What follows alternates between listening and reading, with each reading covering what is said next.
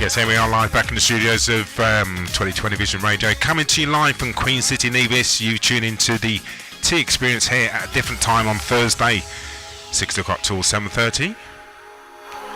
Change of format, half an hour less on the show. So I've got my special guest in with me right now. He's just arrived in the studio. So stay tuned. Hello. Hello. Introduce yourself.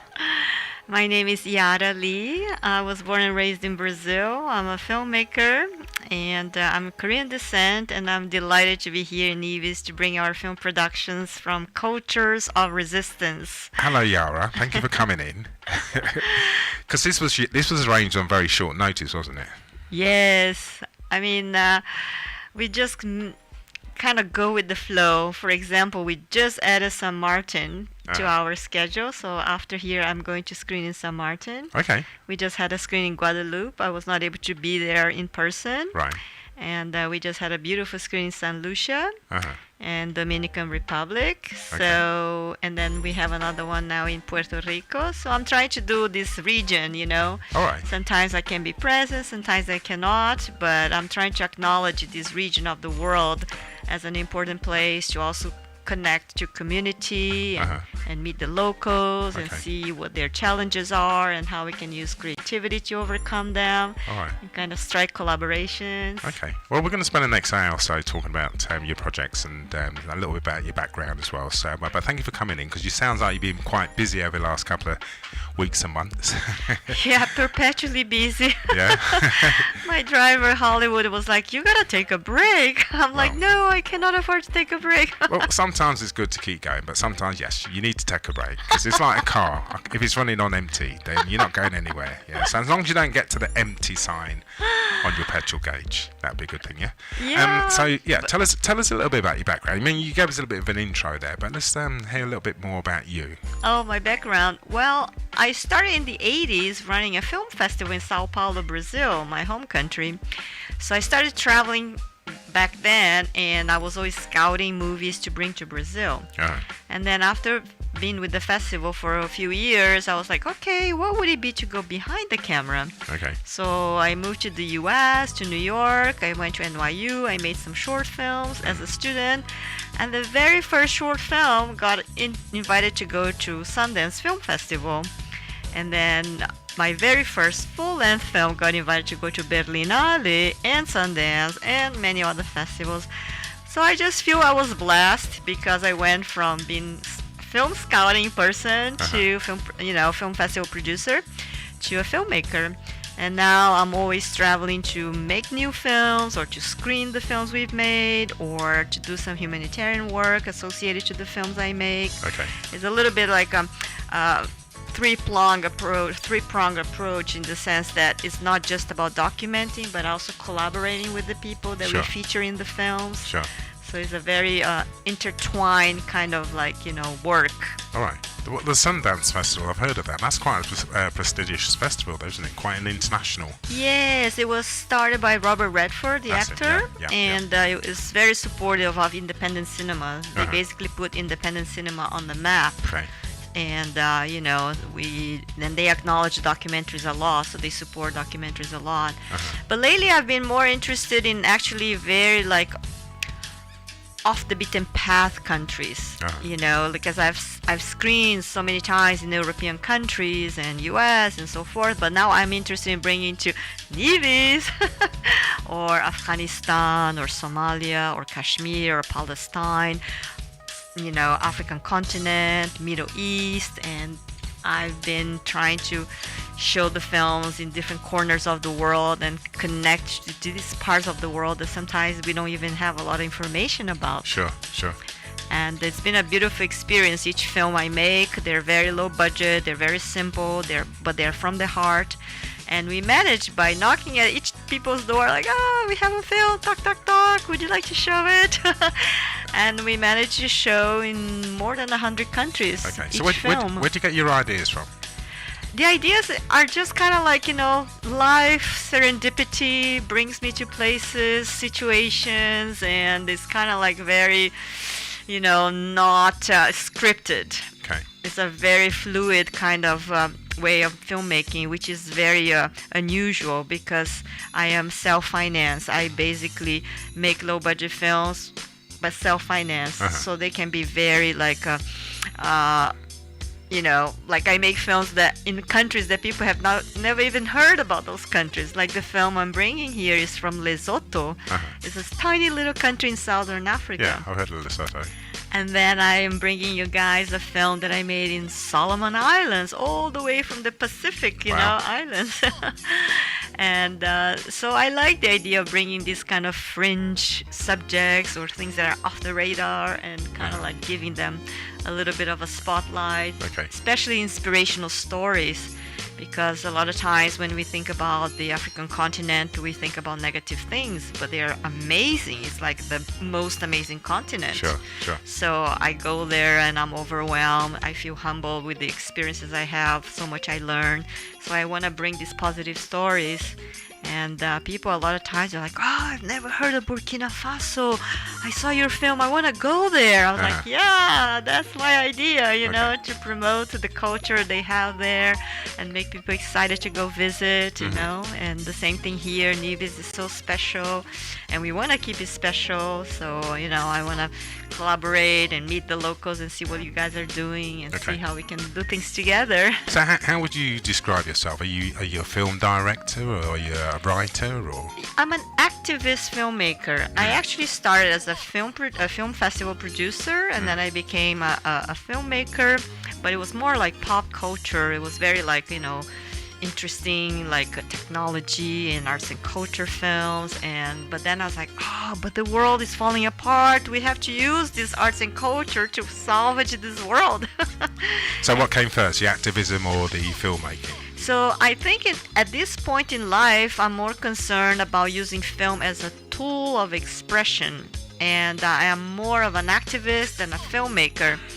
Filmmaking is a vehicle because it's a very complete art form. You know, you have music, you have content, you have visuals, and it's a very good tool to express ideas and educate people and nurture people's, you know, and get them inspired for more action on the ground. But ultimately, I have a goal with the films, which is really to get people excited to, you know, change things that we know are not right or not good, you know. So positive change through filmmaking and to encourage people to use their creativity to transform the world. Okay, because personally I feel, well, films are a great way of educating people about certain issues going on around the world. I mean, from what you're saying, I'm looking forward to coming to your performance on Sunday, by the way. But it's a great way of educating people, especially people who, like you said, don't know about particular countries in the world and some of the issues which are affecting those countries. I mean, what made you what inspired you in the beginning to get involved in things such as being an activist and getting into films? What was a key thing? I think, you know, first of all, I felt that I was seeing the world like I wanted to make a film about the Afghan refugees during the Taliban. It was over 20 years ago, and the women were oppressed by the Taliban back then, and it's crazy that you fast forward to 2023 is the same, you know. After all these trillions of dollars that the US government spent of taxpayers' money, nothing has changed for the women and the situation there. But I went to the Afghan refugee camps in Pakistan, and they started throwing stones at me and shooting with the Kalashnikov, and we had to run. And then I was like, oh my God, why are they so upset? I'm trying to bring light to their plight. And they were yelling in Dari. Every day, photographers, filmmakers, you know, and journalists, they come here, they take photos, they make movies, they get awards, they get famous, and nothing changes for us. So I realized we had to do more than just document. So that's why I started the foundation side of my organization. So we don't only document, but we collaborate with people we feature in the films, how we can promote change through the films and not just expose. Because in a way, to just be informed is not enough. And I just felt it was a great way to kind of like show things that are happening around the world, to engage people in a entertaining and creative way, because people don't like boring documentaries, and I really try to avoid boring documentaries. Okay, all right. Because I'm trying to engage the young people. Sure, This sure. is my target audience, to get the youth, because they are the ones inheriting this world. Okay. So our films always have a lot of music, and it's fast editing, and it's very entertaining, and but at the same time, there are messages, Sure, sure. It's just like sometimes it looks like an adventure film, but then, underneath there's issues about, the energy with consumption, garbage making, and environmental issues. So it's kind of like a disguised way of educating people. Okay. Well, it sounds like you've got a humanitarian sort of connection to the filmmaking. Yes. And you sound like someone who wants to preserve nature and Yes, preserve nature, respect animal life, protect innocent children and the women, and as I'm kind of like all over the place, and people are like, why can't you focus just on human rights? Why can't you focus just on environment? I'm like, because we are all interconnected. That's true. I believe that. You Yeah, know? totally. Yeah. And they scream at me. Some of the NGOs, they're like, why are you involved in this and this? It's all about women. Why do you think that is? Is that because they can't do it, or do they admire you for what you do and feel a little bit kind of threatened by the fact that you can do so many things? Well, in a way, I think the non-profit world became like an industry, and everybody's looking for funding, and it's kind of cutthroat, Okay. So it's almost like the capitalist, the for-profit world, and the non-for-profit world are operating the same way. They're kind of like very like ambitious. So, do you find that challenging when you go to apply for things like funding? Well, do they tend to ignore you, or do they try and promote you more? Well, as I mentioned, I'm self-funded, and I think that gives me the freedom to say what I want to say, but I open my mouth a lot, and sometimes I get in trouble. And I don't talk about, small issues. I talk about huge issues that I obviously cannot solve, but I still confront, And I mean, this is the price of you pay as an activist. You get deported, your visa gets canceled, you get thrown in jail, and a lot of activists, they get shot, they get killed, But some people have to do this job, and I volunteer to be an activist, and I make my personal decisions. Like, for example, I don't have a family and children. I don't want children to be like, oh, mommy's in jail again, So I just like, okay, to avoid this kind of, the kids don't deserve that. Well, from what you're saying, I mean, I'm aware there's some people in the world that don't like people like yourself who wants to make changes in the world, because you're kind of upsetting the status quo almost. Yeah. You're not going along and following the sheep. Yeah, my mother always says, you play with fire, you'll get burned, little girl. And I'm like, okay, I know the price is high. I may pay with my own life, but I see much more courageous people who live this kind of a challenge on a daily basis, I sometimes get into situations, but then I have the ability to retract. Sure. But if you are living in Ukraine now, if you are living in Afghanistan now, if you are living in Iran, look at these women. Sure. They're like cutting their hair to show resistance against the government that doesn't even allow you to, show your hair. Okay. Look at how pathetic. Yeah. Look at the Taliban. They prohibited women to go to school. I mean, this is 2023, and we have stupid challenges like that, Well, for me, that suggests that someone like you, there's a great need for someone like you to continue to raise these issues so people can be made aware of them, and maybe start to make or contributing to making changes. Yeah, but we really have to act. We cannot just know. We cannot just be inspired. We cannot just be educated. So this is the biggest challenge, because as a filmmaker, a lot of times people say, oh, it was so inspiring. But I'm like, hello, but we got to transform this inspiration into action. Sure. And this is the very important step that we really need to work on it, you know? So why do you think personally people don't take as much action as they should be against some of these issues in the world? I think society is organized in a way that constricts you, like if I had a family and children, I don't think I could go and throw myself into situations like I do, Sure. where I confront very powerful governments and they just a lot of times just kill you, you know. And you see all these protesters around the world when they protest against oppression, and you know, they just get shot, you know. Which I think is probably one of the biggest reasons why people don't really get involved in these kind of they activities. have responsibilities. They have a wife, they have a husband, they have children. So right there, you create a society of people that cannot take, you know, courageous action because they cannot afford to lose their job. They have to put food on the table, you know. And that's why I mentioned that I don't have a family, I don't have children, because I know I'm in the hot spot all the time, you know. But most people don't take this decision. They say, no, I want to have a life, I want to have a family, I want to have a home. So for the ones who can't actually take part in like the physical activities, what else do you think people can do? I mean, there's things like petitions they can sign. Or... Yeah, but that's the thing. A lot of times people, okay, you don't need to be a full-time activist like me, but at the same time, sometimes people say, oh, I can't do much, I'm so busy with my family, and then people use that as an excuse to not do anything. That's true. And that's not acceptable either. That's you true. know, That's we true. should all do a little something.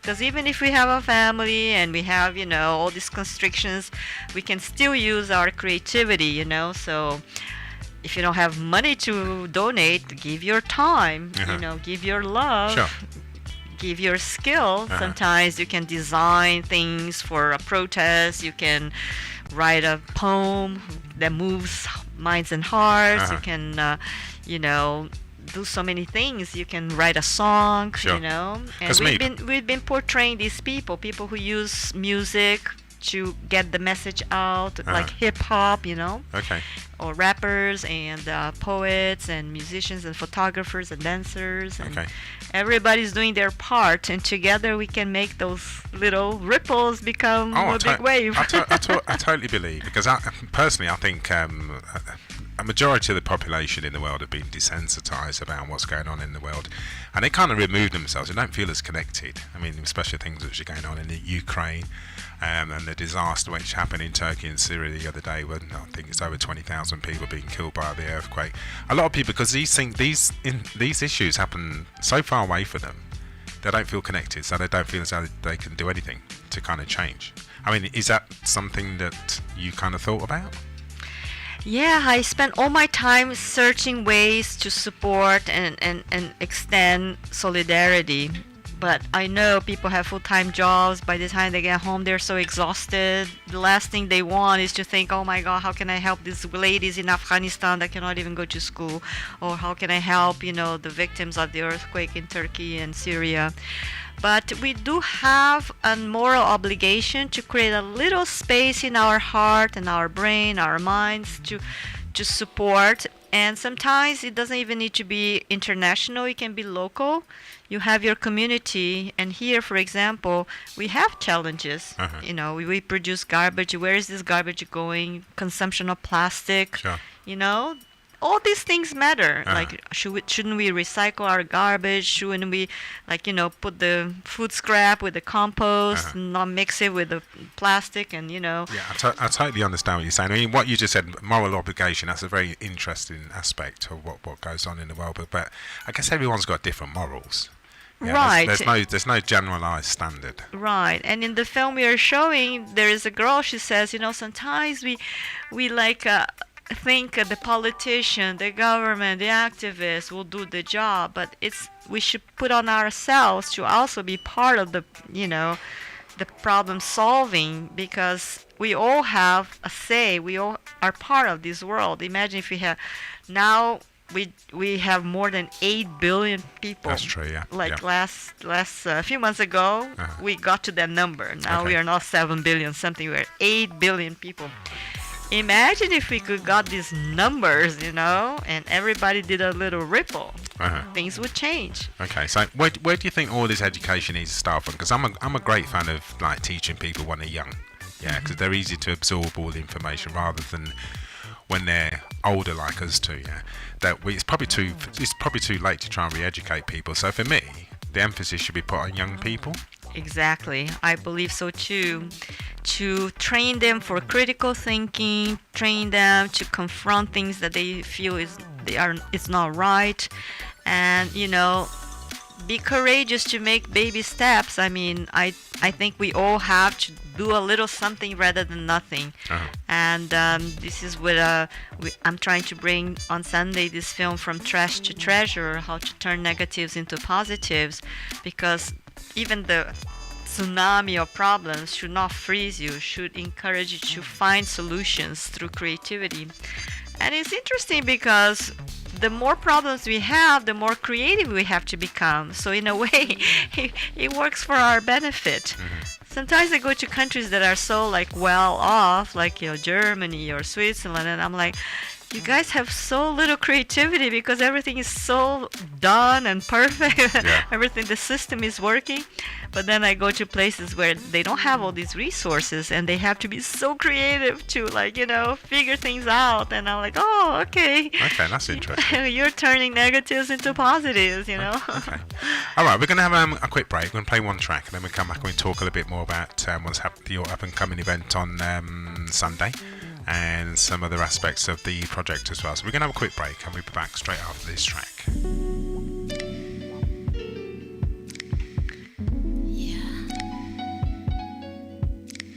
Every time I see you, as I look out my window,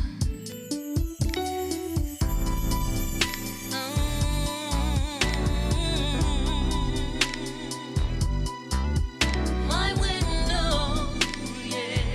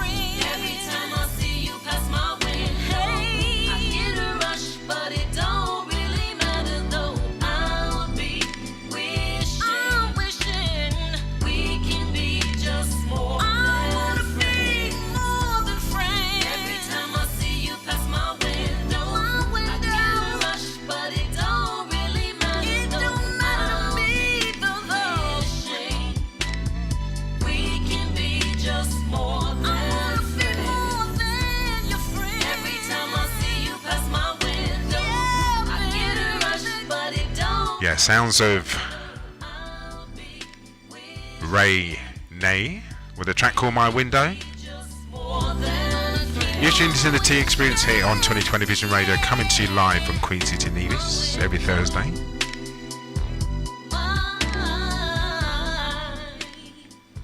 So here we are back live in the studio with my guest, Iara Lee. Hello. Iara. Iara. Iara. So it's spelled I-A-R-A. But it's as if it was with a Y. With a Y. Iara. Yeah. Okay. We have both versions in Brazil, but my parents chose with the I because we actually don't have the Y as a letter in Portuguese language. Okay. So what does Iara mean in Portuguese? Iara means mother of water. It's a Brazilian indigenous name. Remember, you were calling me Lara, and I was like, no, it's Iara. It's a Brazilian indigenous name. At least I asked how you pronounce your name, didn't I? Because I don't like pronouncing people's names wrong because it just doesn't sound right. To me, it just doesn't sound right. So, in your films, I mean, what you kind of touched on some of the topics you kind of cover in your films. I mean, with the ones you're showing on Sunday, I mean, I don't want you to give too much away because I want people to come along and actually watch your films, but what are the broad topics that you say you covered, and are these things which are very close to your heart? Well, the second film after intermission will be about dance of resilience in Melanesia.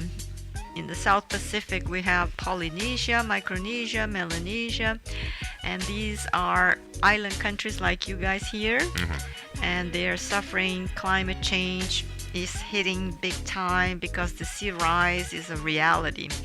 And I was mentioning the other day that people should feel connected to the issue here because all of a sudden Tuvalu, an island country, will disappear as a country. Sure. So it has been declared at the United Nations that it will be the first country to disappear, and with the climate change, and they're evacuating, and we cannot take it for granted. We have to really think about what it means to be an island country. Sure. And the sea rising. Just last week, this huge Antarctica ice sheet broke. It was the size of UK, Greater UK. Really? And it just broke, and it's just like, and then you have an earthquake in Turkey and Syria. Sometimes I'm feeling like everything is interconnected, and what's gonna happen. People are always worried about war refugees. European countries are closing their borders and saying we don't want these war refugees, and I'm like, imagine when the climate refugees start raising the numbers, what are these people gonna do? Because you can't just close the doors, because you're a wealthy country, like half of the continent, all of a sudden people have to flee. So we have to think about all these issues, and if something happened here, where would you go? Do you have food security? Do you have food sovereignty? So people should be prepared and anticipate some of the possible issues that you may have to confront in the future. Okay. So would you say the people who don't really, I don't want to say the word, they don't care, because I'm sure people do care. So throughout your travels, what parts of the world do you think there's less likely for people to actually be involved or having their awareness risen about these kind of issues? Because for me, a lot of people just think, well, these are going to happen in 20, 30, 40 years time, so I'm not really bothered about these things. Yeah, and this is really not the reality, because the problem of devastation is the acceleration. Because as you said, people think, oh, this is going to happen in 20, 30 years and I won't even be around or whatever. But the way things are exponentially changing so fast, so it's scary for all of us. Even people, even the rich people, they are going to have to run. And you saw in California, all the fires and the landslides. You can have a $20 million house, but if you are not taking care of the environment, there's a huge landslide. Your $20 million house will go down, So it's a very interesting thing that it's not even even the rich people cannot feel like, oh, we don't need to do anything because we got money. Everybody is on this boat together, and we have to think about one world. And I think this is what I'm trying to say. I think in a lot of countries, people lost humanity, which is the intrinsic thing that makes us human, is our humanity. But people are just so anesthetized. They see all these tragedies on TV that they're just like, oh, whatever, They don't even feel anymore. I mean, I totally hear what you're saying. I think, especially when it comes to things like an issue such as climate change, I don't think a lot of people actually realise how they actually contribute to the change in climate, which isn't always their fault. But again, they're being bombarded by messages, adverts on TV, whatever, to go out there and buy new items such as brand new cars, clothing, designer clotheswear. People don't really realise when they buy these things, they're actually contributing to climate change, because once they start buying it, they have to produce more of these items, which is going to cost up. It's going to use up more energy, which is probably going to contribute to the increase in fossil fuels being used across the globe. So for me, I think the whole narrative about climate change needs to be changed so that people can take more responsibility and look at their own actions and see how they can contribute more to reducing the amount of carbon dioxide and all those other elements which is causing the climate to warm up at such an alarming rate. Yeah, because in the past we thought, oh, it's so cool, we can have so much. But now, to be cool, you have to really reduce your consumption. This is what is cool, Yeah. It's not even recycle. I think it's beyond recycle. We have to just reduce. Recycling is just a side issue for me. Exactly. We have to just reduce. We have to.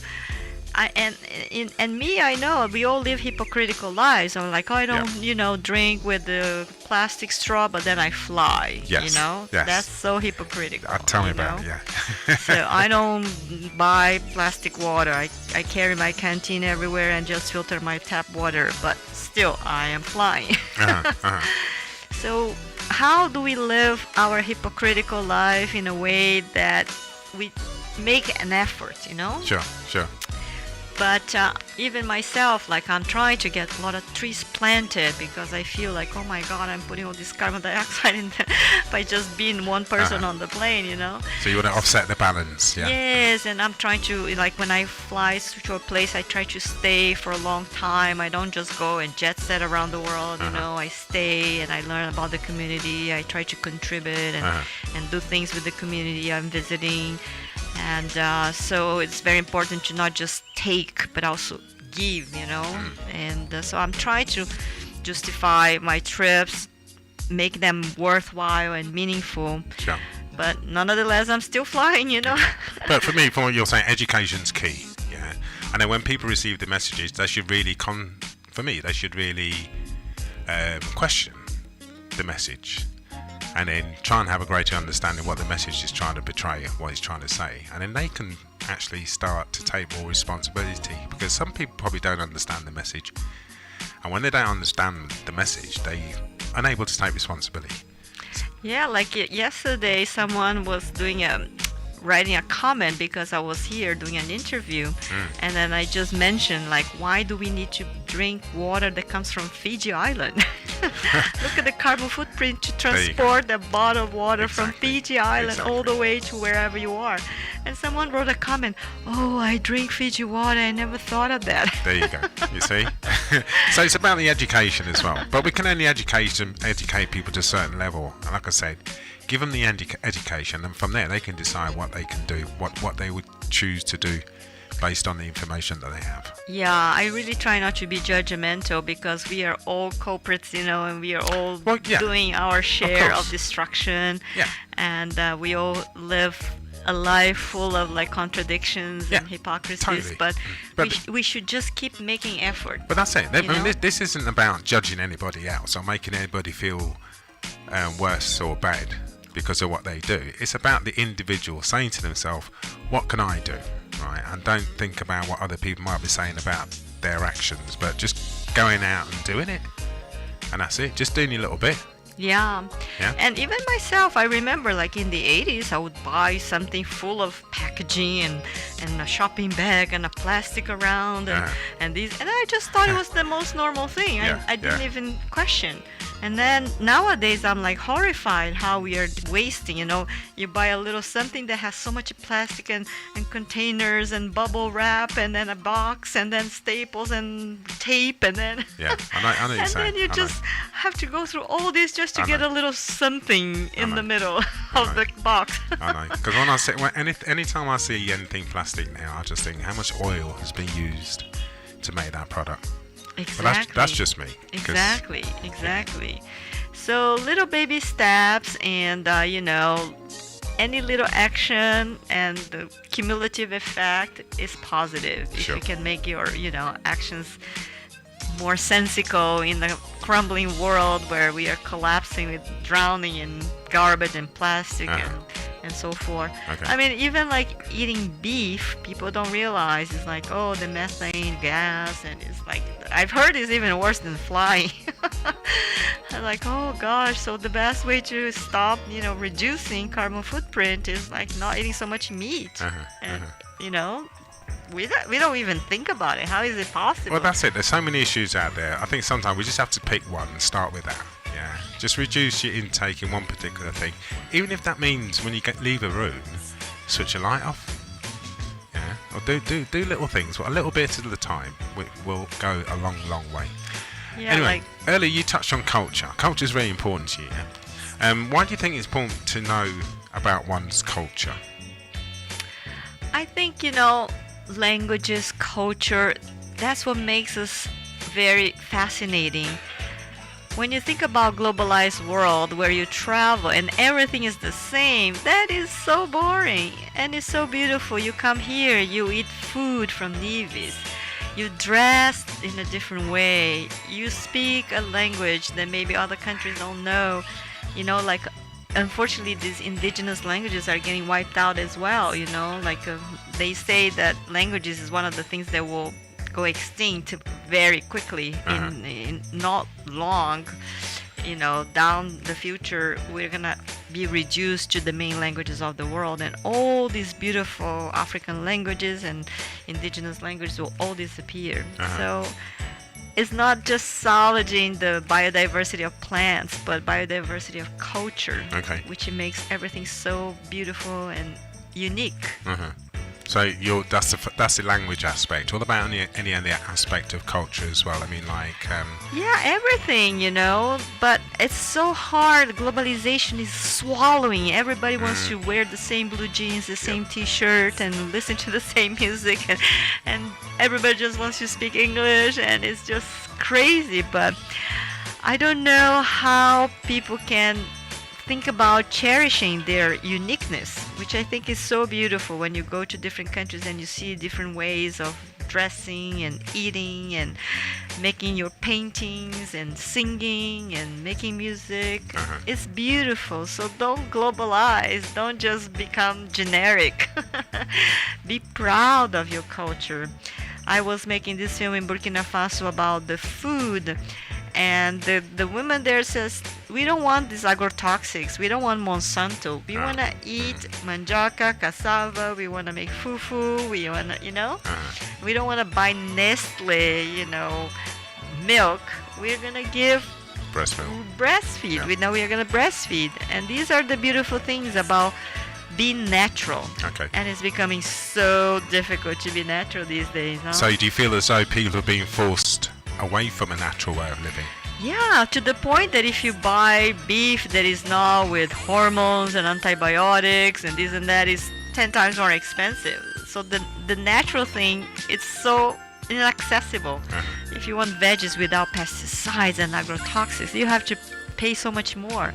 So all of a sudden something that was taken for granted as natural and normal became something rare and expensive and inaccessible, and we have to go back to a natural world that is accessible to more people. It shouldn't be just the rich people that can eat organic veggies, Well, I was talking to a friend about this the other day. I was talking about how they expect people to change, but if you're so used to doing something, changing from doing that thing that you're so used to, that's one of the challenges as well, because it's like it's about being adaptable. Yeah, and people go in autopilot. Nobody's thinking when you go to the supermarket and you're rushing through Yeah. and you get all these things with the, Yeah. the styrofoam, you know? Yes, oh yeah, I know. They would just be like boom, boom, boom, boom, boom, throw Yeah, everything yeah. in the cart. They're not thinking, you know. But these are the things that we take for granted that is normal. It's not normal at all. Yeah, I totally agree with you on that one. We're gonna have another short break. Play one more track. This one's called "Enjoy Your Life." I like this. This track's by. Can I read that? My eyesight's getting worse. I'll play the track and I'll tell you who it's by after the track's finished. Wow.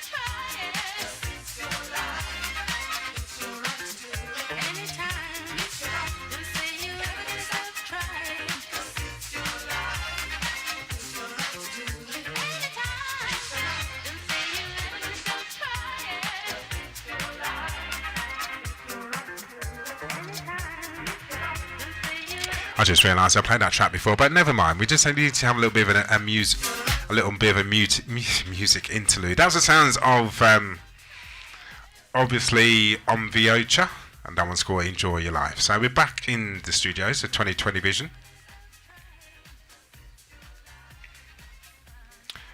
So, Iara, we got 15 minutes left. Time's just gone past. So. No, but what we were commenting during the break is very interesting because here I am, a Korean, Brazilian, visiting Nevis and trying to like, hey people, let's expand our minds, let's be curious, let's, think about the world at large.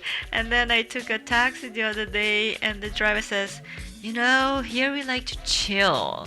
And some people don't even want to go to Saint Kitts. They've never visited Saint Kitts, Really? I was like, oh, whoa, this is what I am trying to confront, like trying to instigate curiosity. Did you ask him why they didn't go to Saint Kitts? Because he said people just want to chill. Just chill out. They don't want to think too big. They don't want to be bothered. And it's like me, I'm so curious. Like when people say I'm bored, I'm like, how can you afford to be bored? Because there's so much going on in the world and it's so exciting and interesting. How can you be bored? But sometimes people are just kind of this they want to zone out and they don't want to get out of the box, Okay. And here I am. Let's get out of the box. Let's think, different, and let's be curious. And do you think that could be as a result, or do you think culture could have contributed to the way that people think about the way you just described? They just want to chill out and not do anything. They just want to relax. Do you think the culture's kind of contributed to that as well? Yeah, but we have to snap out, A lot of times we are fed information or we are pushed to be a certain way, and we just have to snap out and be like, okay, this is something to be questioned, like we were discussing the big pharmaceutical companies and the doctors. When you have a problem, they just push drugs on you, Yeah. So people should be like, oh, shouldn't I try a more natural way of healing? Like maybe some yoga and stretching, maybe some natural ginger or turmeric or, some natural things to heal some of your problems, psychological or even physiological. But nowadays it's all artificial, it's all technological, it's all drugs, synthetic. And again, here I am trying to tell people, let's go natural because this is what is going to be good for you guys for us. I mean, for me, it doesn't have to be that way because you touched on the technology there. So we've got, well, there's billions of people across the world, 3 billion, I guess, 3 billion, 4 billion people got access to technology, and technology contains a lot of useful information. If you gave yourself the time to go out there and look for this information. I mean, we talked about TikTok before, and we talked about your visit to a local school recently, where you were speaking to some of the young students there, and all they seemed to be interested in was focusing on TikTok, rather going into school and learning about things which are probably going to have an impact on their lives later on. So again, in terms of the technology, again, people have the choice. And I guess if you, within a group of people, there's going to be a certain element of peer pressure being placed on you to do certain things. So I guess in today's society, we need a lot more people to actually stand up and be individuals rather than following the group of people who are just doing the things that most people do when they follow each other, kind of thing. If that makes sense. Yeah, no, absolutely. To have your individuality and your courage to be a black sheep in the middle of everybody thinking the same, you know? Yeah. Be courageous, be yourself, and take that chance. And this is what's beautiful, this unique personality that you may have that doesn't fit in that box, you know? Yeah, because we're all changing anyway. We can't help but change because we're changing every second of the day. Our cells are changing. Yeah, our skin is just rejuvenating, replacing itself every month or whatever. So we're changing anyway. But when it comes to changing people's mindsets, that's one of the biggest challenges that I face anyway. And I think it's one of the biggest challenges that the world faces as well, trying to get people to change the mindset and the way they think about things. But And especially the kids, like I was in school today making jokes saying I'm a dinosaur filmmaker because I make, this film that you can come and see on the big screen.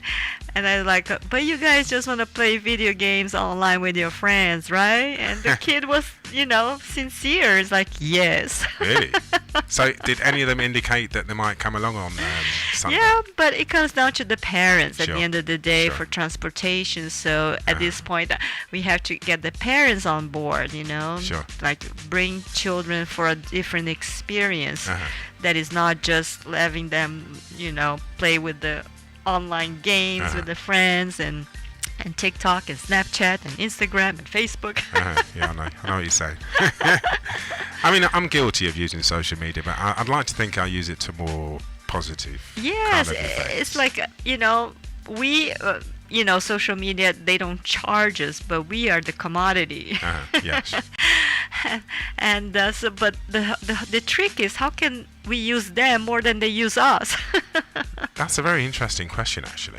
How can we use them more Yes. than they can use us? Yes, and this is the challenge for everything, technology itself Yeah. as well. It's Yeah. a beautiful tool if you want to use it properly, Sure. but it can also just make you a catatonic person that does, hypnotize in front of a screen. I totally hear what you're saying. I mean, we have power outages on the island every now and again, yeah. And the other day we had one for about a couple of hours, and I was just thinking how reliant we are on electricity, yeah, because everything kind of went down. There's no lights. I couldn't recharge my laptop. I couldn't recharge my phone. So I started panicking a little bit. I was like, oh, what am I going to do? And it just took me back and thought, hang on a minute, what did I used to do before all this? So, Yeah, my very first film is called Synthetic Pleasures. Uh-huh. It's about the coming of technology. Back Okay. in the early 90s, even in the US, they were not prepared, for virtual reality, cyberspace, and email and internet. And then you fast forward to 2023, people cannot even imagine what life would be without their phones and then There you Google go. Map and There then, you go. and then YouTube and everything There you go. digitally at your hands, yeah. I mean, don't get me wrong, I'm not saying you should get rid of technology altogether, but there needs to be that balance. Yeah? Yeah, I think it's a beautiful tool. I mean, Google Map, like, whoa, remember before we used to have these huge books with the maps? Yeah. And stop people in the street. Am I going in the right direction? Yeah, I remember them days. So it's about balancing and strategically using these negative forces in a positive way. It's about twisting things around. So, when they make us a commodity, but we actually will use them more than they will use us. Yeah. I mean, that is a good question. I might ask you that question on Sunday. So, what other activities are you involved in at the moment? We do a lot of humanitarian work parallel to the filmmaking, and it's been very gratifying to be able to sometimes release a CD or of a hip hop artist that we feature in the film, or work with filmmakers, or women who are activists and trying to bring education to refugee camps. And so we are very dynamic, and there's a bunch of friends working with me, and we are all working different time zone. And so my assistant is in Buenos Aires, one is in Tbilisi, Georgia, and the other is in the US, the other is in Berlin, and we are all working together, kind of bringing our messages to different corners of the world. And finally I'm here, and I look forward to seeing everybody this Sunday, February 12th, 4 p.m. in this beautiful NEPAC. You guys are endowed with this beautiful I know, it's amazing, isn't it? performance I'm really looking forward art to it. center. So before we go, we've got about 5 minutes left. Tell everybody how they can get to come along to the event on Sunday. Give them as much information as you can over the And airwaves. it's free entry, so we want to make it very open to everybody. And we'll have an intermission, popcorn, drinks, so we can also network and know each other, learn about each other. Because as much as I'm here to bring some information and messages and movies, I want to learn from you guys. What are you up to, and how Okay. we can collaborate. So it's a 400-seat performance art. You guys are so lucky to have this beautiful space. I performed in there. Oh wow! Yeah, I was in a play a couple of years ago. So I know how amazing the auditorium is. So Yes. if anyone's listening, please do come along on Sunday. The event starts at 4 o'clock.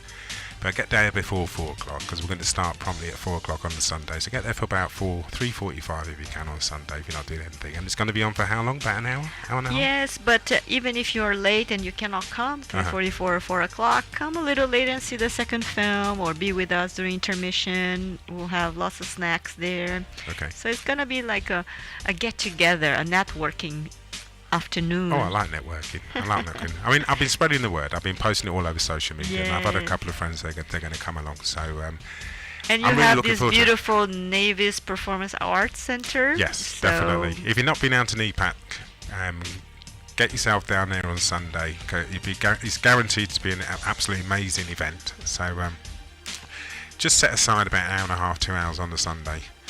And connect with us long term through Cultures of Resistance, Instagram or Facebook. Cultures of Resistance Uh-huh. with plural because we are multifaceted. Okay. And my name is Iara Lee. I'm also on Instagram and Facebook. It's IARA underscore Lee, Lee. Okay, well, I'm sure the listeners got all that, but I will be reposting everything you just said on my Facebook page, maybe tomorrow, the week, or the day after. It's been lovely having you on. I know it's been short notice, but thank you for taking time out of your very busy schedule to come on the show today. I'm really looking forward to coming down on Sunday. And listen, guys, if you're not doing anything on Sunday afternoon, get yourself down to NEPAC.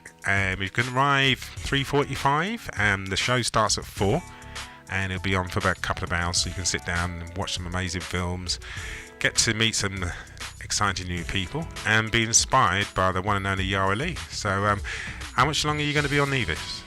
Actually, we like here so much. I brought my whole family, and Did they you? just pay some penalties so they can stay longer. We are staying another week. Oh, brilliant! Excellent, excellent. So, what you got planned?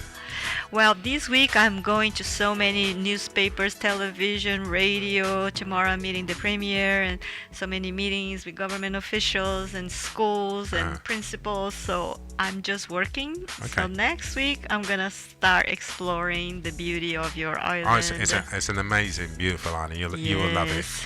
And I feel honoured that I managed to meet you before you met the Premier. So Oh, yeah, I I'm feel seeing honoured. him tomorrow. Okay, tell him I said hi. All right, Iara. Well, thank you. Thank you. Oh, I really enjoyed that. It's a shame you only stay another week, but next time you're in Nevis, we'll have to catch up, and then you can let us all know how your work's progressing. Yes. Yeah? We'll bring more films. We talked today about running a film festival. I think you guys deserve to have a film festival, you That know? would be an absolutely amazing Yes. idea.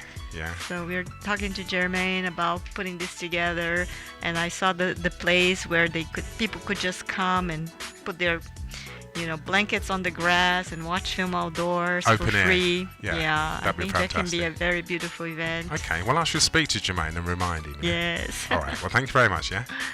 You take care. Thank you. Have a good It's evening. been an honor. Thank you. Bye-bye. I duck in it. I duck in it. I duck in it. I duck in it. I duck in it. I have a question. Who does go to work on a Thursday or even a Friday when it a parties? I still put on my wet clothes, but I just stay to wine and the shorty. She tell me she up there.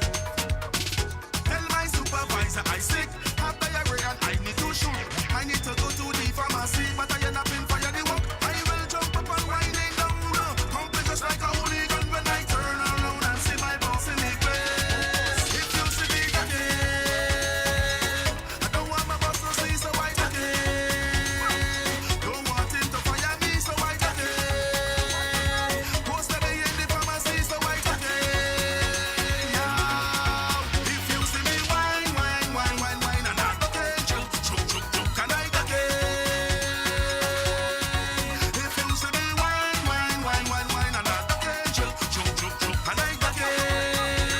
Yes, just want to say a big shout out to Iara Lee for coming in today. I'm off now. I shall see you next week. I'll let you know whether I'll be back on the Thursday at 3 o'clock or not. But in the meantime, take care, and I'll see you all next week. Bye.